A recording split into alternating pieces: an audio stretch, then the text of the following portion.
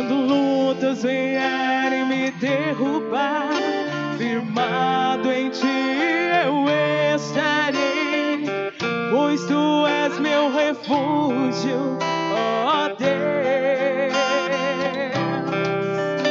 E não importa onde eu estiver, no vale ou no monte, adorarei a ti. Eu canto glória, aleluia,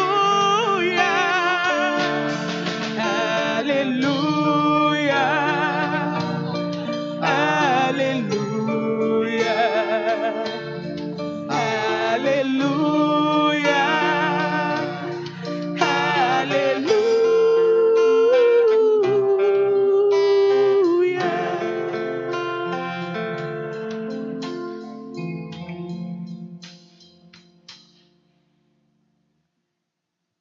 O Senhor esteja com vocês. Ele está no meio de nós. Proclamação do Evangelho de nosso Senhor Jesus Cristo, escrito por Mateus. Glória a vós, Senhor.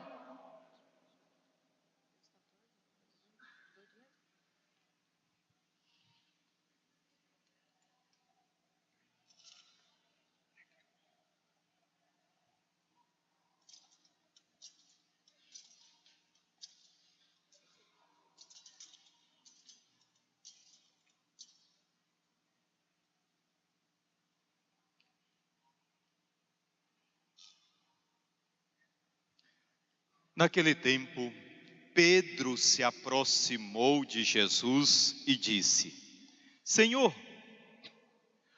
quantas vezes devo perdoar o meu irmão quando ele pecar contra mim? Até 7 vezes? Respondeu Jesus: Não te digo até 7 vezes, mas até 70 vezes 7. Por isso, o reino dos céus é comparado a um rei que quis ajustar contas com seus servos. Quando começou a ajustá-las, trouxeram-lhe um que lhe devia 10.000 talentos. Como ele não tinha com que pagar, seu senhor ordenou que fosse vendido. Ele, sua mulher, seus filhos e todos os seus bens para pagar a dívida.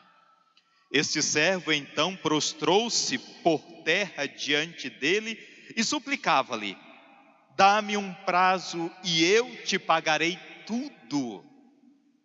Cheio de compaixão, o Senhor o deixou ir embora e perdoou-lhe a dívida. Apenas saiu dali, encontrou um de seus companheiros de serviço que lhe devia 100 denários. Agarrou-o na garganta e quase o estrangulou, dizendo: Paga o que me deves. O outro caiu-lhe aos pés e pediu-lhe: Dá-me um prazo e eu te pagarei. Mas, sem nada querer ouvir, este homem o fez lançar na prisão até que tivesse pago a dívida. Vendo isso, os outros servos, profundamente tristes, vieram contar a seu senhor o que se tinha passado. Então o Senhor o chamou e lhe disse: Servo mau, eu te perdoei toda a dívida, porque me suplicastes. Não devias também tu compadecer-te de teu companheiro de serviço, como eu tive piedade de ti? E o Senhor, encolarizado, entregou-o aos algozes, até que pagasse toda a sua dívida. Assim vos tratará meu Pai Celeste, se cada um de vós não perdoar o seu irmão de todo o seu coração. O Evangelho do Senhor. Glória a vós, Senhor. Uma salva de palmas para o Evangelho do Senhor.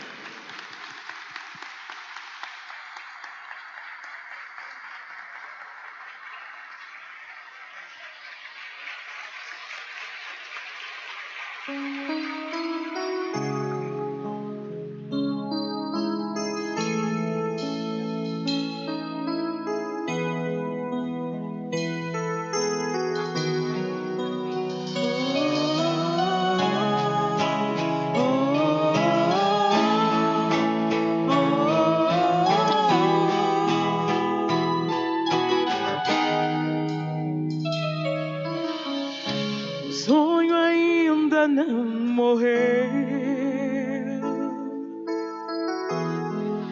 a promessa é real. Deus não lhe esqueceu e jamais lhe esquecerá. É apenas uma fase, logo vai passar. Se o Senhor fez a promessa, Ele cumprirá. Os seus sonhos enterrados vão ressuscitar. Ministérios que caíram, Deus vai levantar. Famílias destruídas, Deus vai restaurar. E os corações feridos, Ele vai curar. Tem coisa nova por aí, tem cheiro de milagre, vem vindo novidade de Deus pra você. Tem coisa nova por aí, aquele seu projeto que outrora não deu certo, Deus vai concluir. Tem coisa nova por aí, tem coisa nova por aí, tem coisa nova por aí. Aquele seu projeto que outrora não deu certo, Deus vai concluir. Vem coisa nova por aí. O que você perdeu, tudo que era seu, Deus vai restituir. Vem coisa nova por aí. Não pense em parar, está chegando o tempo de você cantar. Tem novidade, tem coisa nova, tem mudança pra sua história. Vem vindo cura, vem vindo graça e salvação pra sua casa. Vem livramento, vem provisão, restauração. Famílias destruídas, Deus vai restaurar. E os corações feridos, Ele vai curar.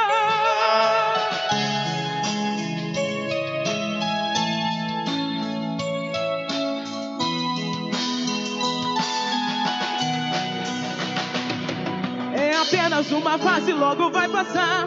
Se o Senhor fez a promessa, Ele cumprirá. Os seus sonhos enterrados vão ressuscitar. Ministérios que caíram, Deus vai levantar. Famílias destruídas, Deus vai restaurar. E os corações feridos, Ele vai curar. Tem coisa nova por aí, tem cheiro de milagre, tem vindo novidade de Deus pra você. Tem coisa nova por aí, aquele seu projeto que outrora não deu certo, Deus vai concluir. Tem coisa nova por aí, tem coisa nova por aí, tem coisa nova por aí. Famílias destruídas, Deus vai restaurar. E os corações feridos, Ele vai curar.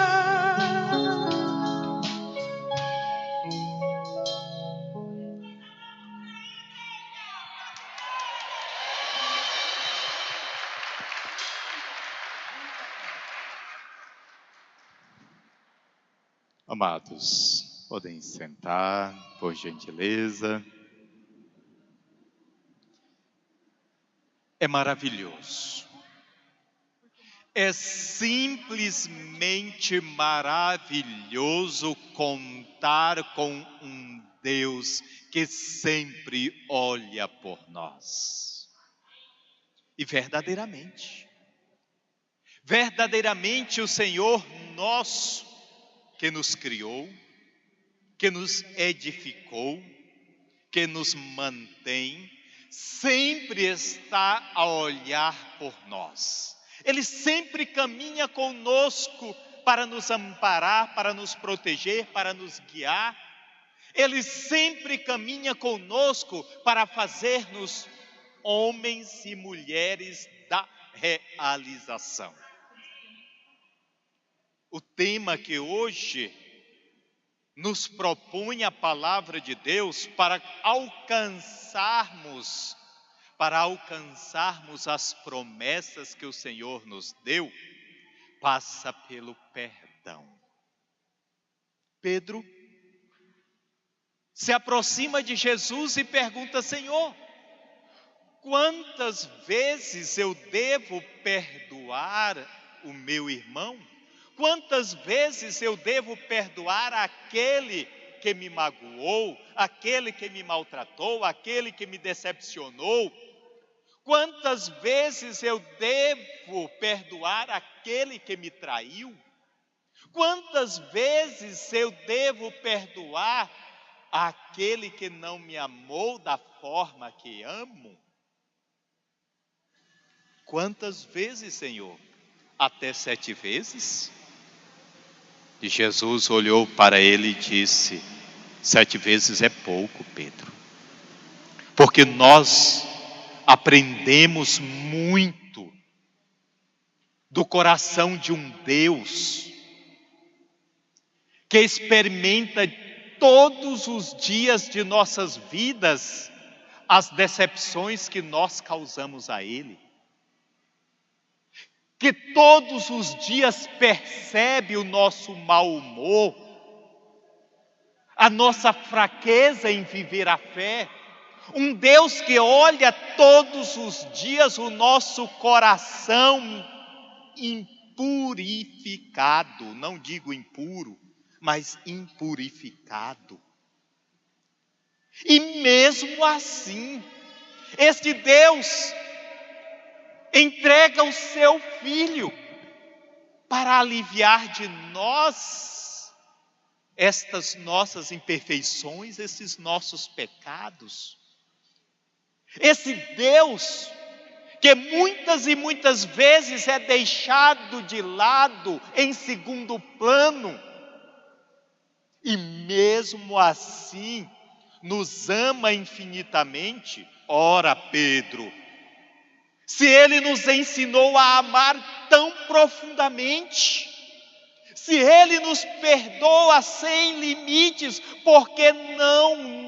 porque nós não olhamos para Ele e tentemos imitá-lo, e tentemos viver da mesma forma que Ele nos ensina a viver por seu exemplo? 7 vezes é pouco, Pedro. Você deve perdoar infinitamente. Você deve ter no seu coração a mesma capacidade que o Pai tem de nos perdoar. Eu gosto de perguntar sempre: eu estou enganado? Nós não decepcionamos a Deus? Em nossa vida, nós muitas e muitas vezes não deixamos Deus de escanteio? E priorizamos outras coisas que o mundo nos oferece? Vamos atrás das coisas que o mundo nos oferece, mais do que vamos atrás das coisas que Deus nos oferece? Mas mesmo diante destes corações tão frágeis, tão pecadores, Deus nos ama e nos perdoa. Por isso, amados, por isso, nós devemos buscar vencer a nós mesmos, vencer nossas próprias limitações para ter um pouquinho mais de Deus em nós, para ter um pouquinho mais daquilo que Deus sonhou para nós em nós. Ou melhor dizendo, devemos nos esforçar por assumir verdadeiramente aquilo que significa reino de Deus em nossa vida. Se nós não nos transformamos em reino de Deus, como que queremos que Ele reine em nossas vidas? Ou melhor dizendo, ao contrário, se não permitimos que Deus reine verdadeiramente em nossas vidas, trazendo para nós os seus tesouros, como que queremos ser reino de Deus? Nós buscamos a cura. Pedimos a Deus constantemente que nos cure, que nos liberte, que nos abençoe, que nos santifique. Pedimos constantemente. Mas eu gostaria de lembrar a vocês uma coisa. Todas as vezes que Jesus curava alguém, todas as vezes que Jesus libertava alguém, Ele não dizia, eu te curei, eu te libertei. Qual era a resposta de Jesus? A tua fé te curou.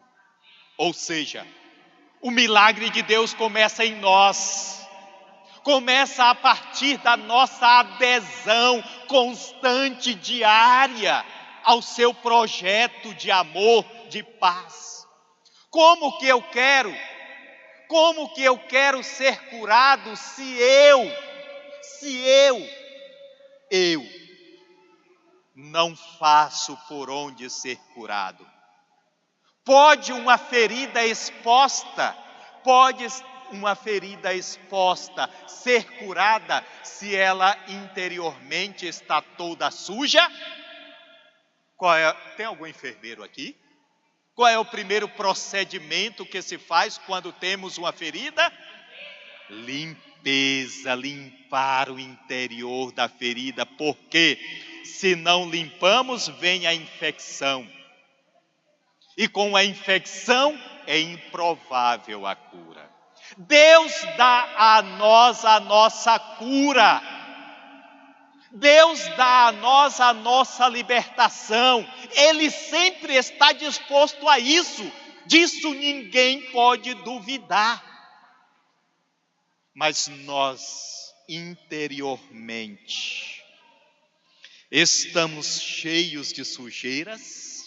A nossa ferida, a ferida que nos deixa enfermos, que nos deixa doentes, o nosso pecado está sendo limpo para que a graça de Deus possa agir em nós e cicatrizar as nossas feridas e dores. Nós estamos purificando o nosso ser, limpando as nossas vidas. Como eu posso pedir a cura se eu não me permito ser curado? Por isso, amado, se hoje você está buscando a cura, se hoje você está buscando a graça de Deus, se hoje você está buscando a libertação,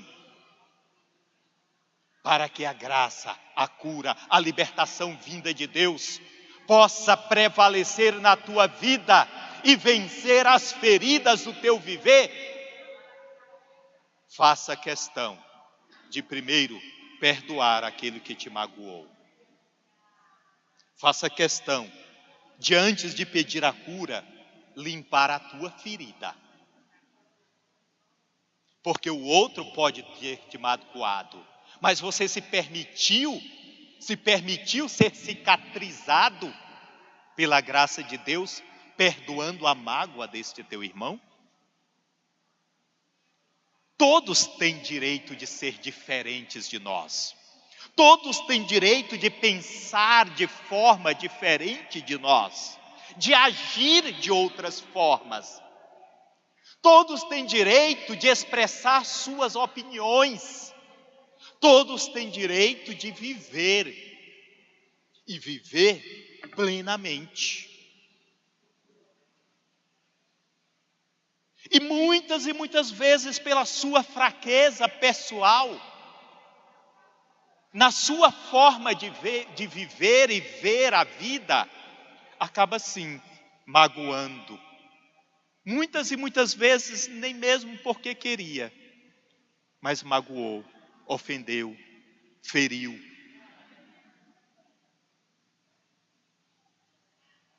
Mas uma expressão antiguíssima diz assim: onde dois não querem, Ou onde um não quer,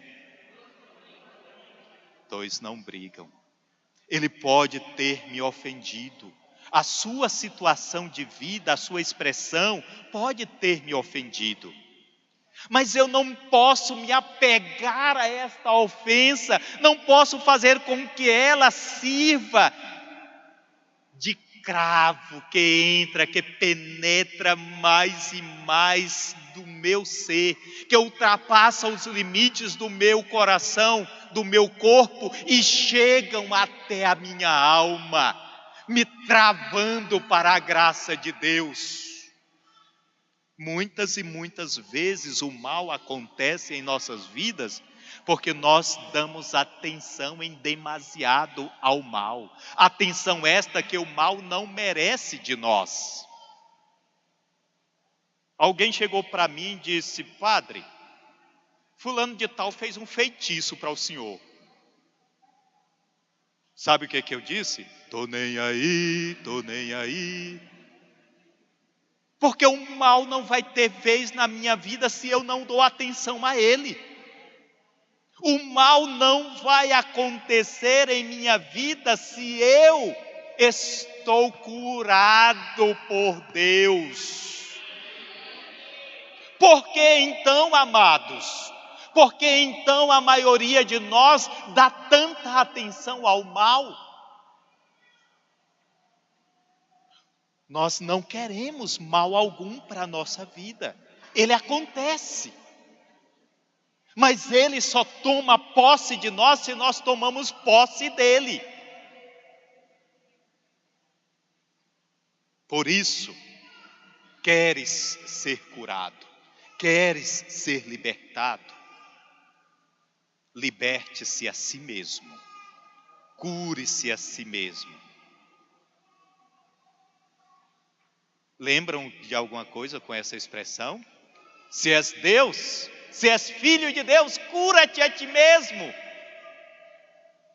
Disseram os soldados romanos aos pés da cruz.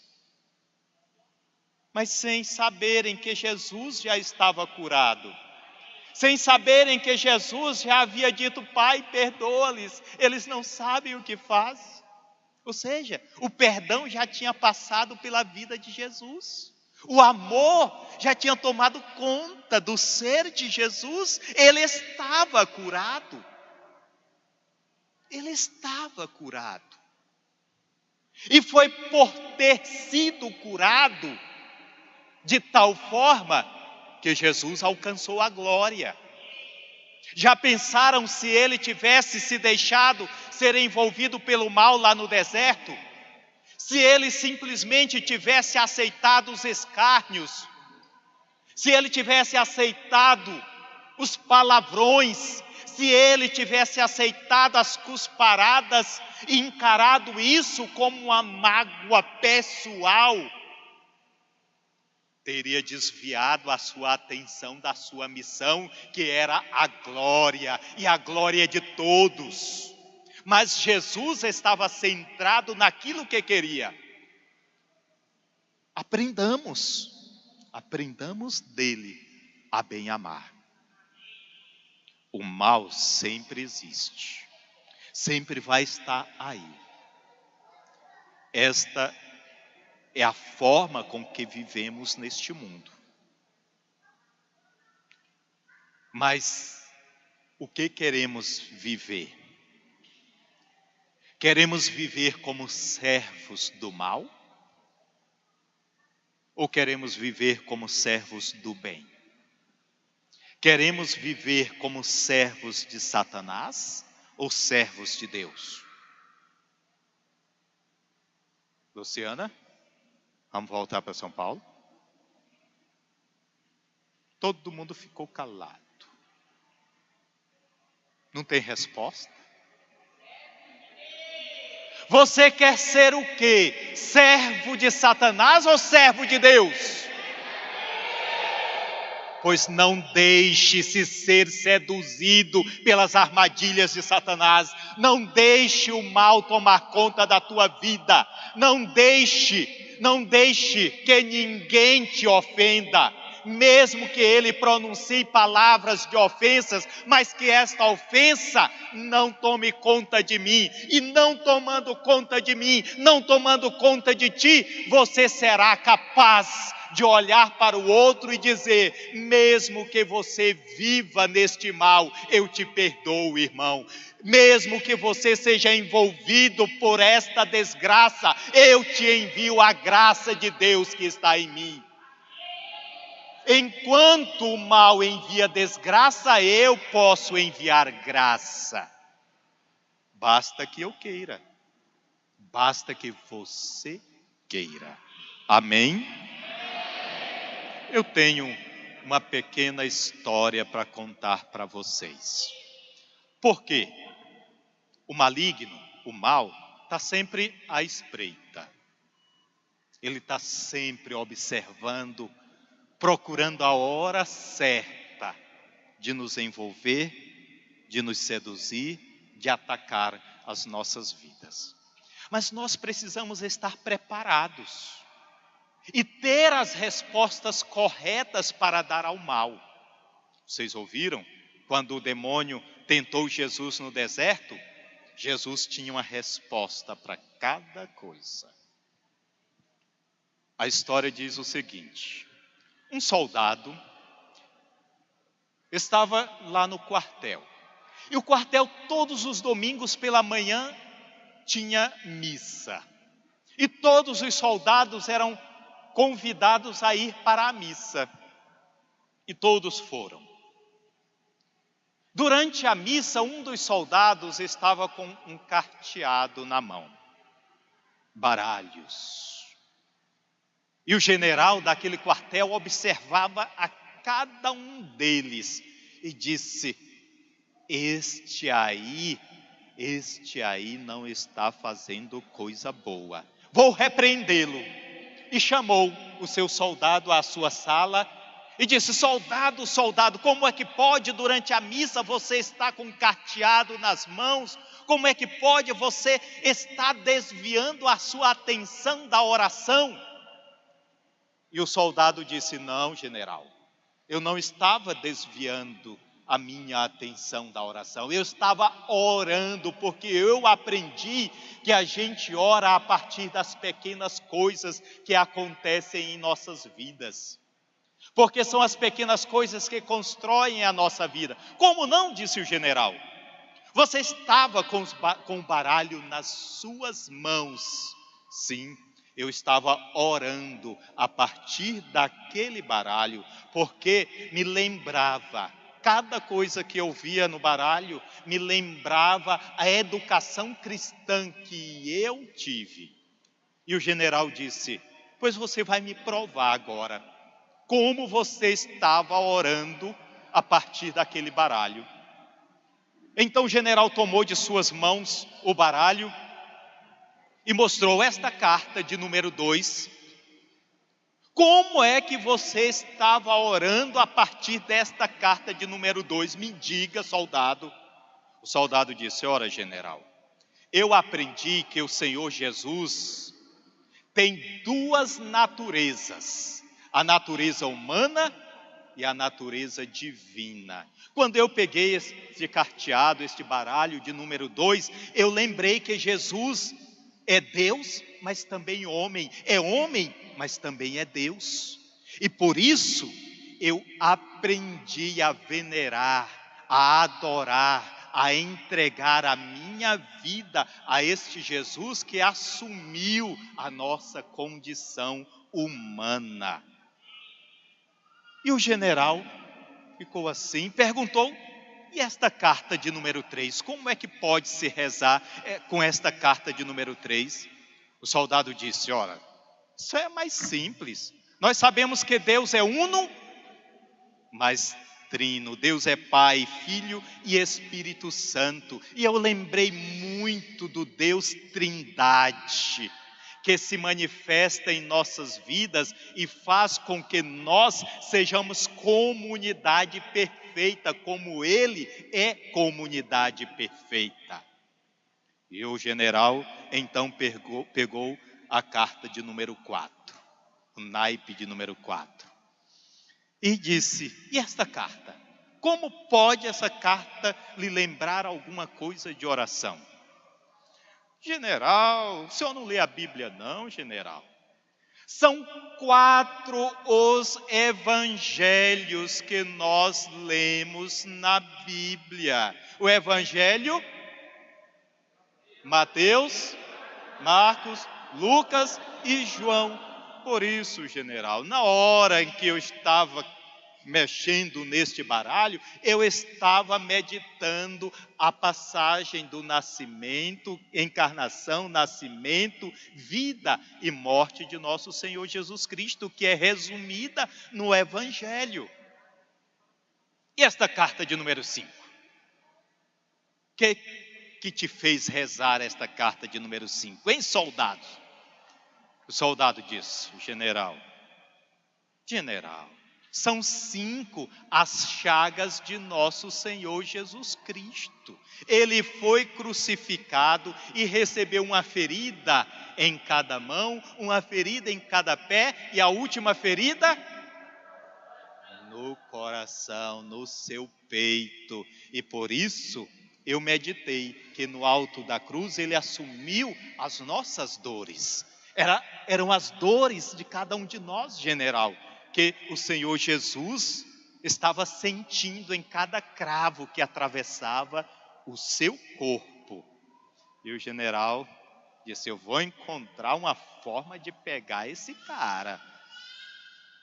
Eu tenho que encontrar uma forma, porque não é possível. Então pegou a carta de número 6 e disse: eu não me lembro na Bíblia de forma nenhuma, em lugar nenhum, que a gente possa lembrar este número 6. Ele diz: como não? Como não? Diz lá no livro do Apocalipse que o número 6 é o número da besta fera, o número da imperfeição, 666. Por isso, eu disse: cruz credo, não quero esse mal na minha vida, eu quero ser perfeito. E por falar em perfeito, antes que o senhor pergunte, general, eu lhe apresento logo a carta de número 7. O 6 é o número da imperfeição, o 7 é o número da perfeição. Mas além disso, disse o general, além do número da perfeição, o que é que lhe faz rezar? O que é que lembra esse número 7? Em soldados, o que é que lembra esse número 7? 7 pecados capitais, 7 dons do Espírito Santo, 7 sacramentos e por aí vai. Então, o senhor não vai me pegar, viu, general? O senhor não vai me pegar de forma nenhuma. Ora, pego sim, disse o general. Este número 8 não é possível de você meditar na sua oração. General, o senhor ouviu o famoso sermão da montanha?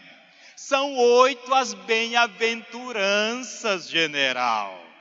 Por isso eu me lembrei exatamente deste momento em que nós nos tornamos bem-aventurados. Nós somos a 8ª bem-aventurança, porque nós não cedemos à tentação do maligno. E o general pegou a carta de número 9 e disse: agora me diga, eu te peguei, disse o general. Me diga, esta número 9 não existe na Bíblia. É, general, disse o soldado, o senhor tem razão dessa vez. Não tem na Bíblia não. Mas eu lembro que desde pequenininho a minha mãe me levava para umas orações. Essas orações que ela me levava se chamava novena. Eu lembrei de cada um dos momentos em que eu aprendi a ser cristão, indo para as novenas. Eram 9 dias de oração constantes. E o general disse: o cara é bom, ele sabe mesmo. Mas então pegou a outra carta, de número 10, e disse: essa aqui até eu sei. Até eu sei, soldado, o que é que significa esses 10. Aí eu pergunto a vocês, o que é que significa o 10 na história da Bíblia? Os 10 mandamentos. Pronto. Então, o general pegou as figuras centrais da carta, do carteado, e pegou o valete.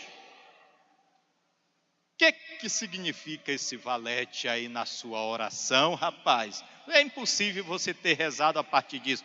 Ora, o valete é o príncipe.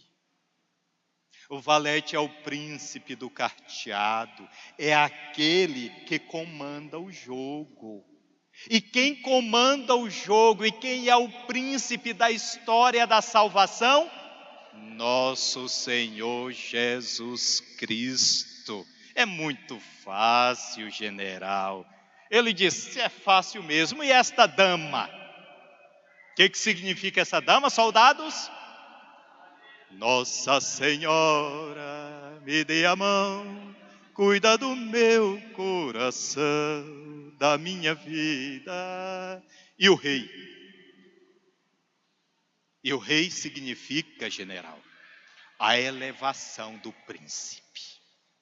O príncipe, quando subiu deste mundo e volta para o Pai, ele foi coroado de glória e esplendor e está sentado à direita de Deus Pai. Cristo é Rei. Ele disse, o general disse, sim, soldado. Muito obrigado pela história de fé. Muito obrigado pela história de vida que você teve a partir deste carteado. Mas agora não tem como você me dizer alguma coisa a partir deste as. O que é o as, soldados? General. O as é a carta toda poderosa do baralho. Ela vale mais do que qualquer outra carta. Quando ela entra no jogo, causa finita, ninguém tem poder maior que ela. Quem é o Todo-Poderoso na história da salvação? Deus Pai Todo-Poderoso. É Ele que, quando entra na nossa história, Ele faz acontecer as nossas vidas. E o general, ao invés de ter punido o seu soldado, o promoveu. Porque ele soube dar exemplo de vida a partir das pequenas coisas. Mas eu digo a vocês também, assim como o general, o maligno está aí, nos tentando, usando de toda a artimanha para nos pegar para ele, para tirar o nosso piso, para tirar a razão do nosso viver. Nós vamos saber dar respostas tão profundas a partir do que nós vivemos a Ele? Aprendamos que as coisas de Deus acontecem não de forma extraordinária, mas a criação de Deus se renova a cada instante do nosso viver. É preciso unicamente que olhemos o que acontece ao nosso redor e percebamos que lá está a ação de Deus. Amém?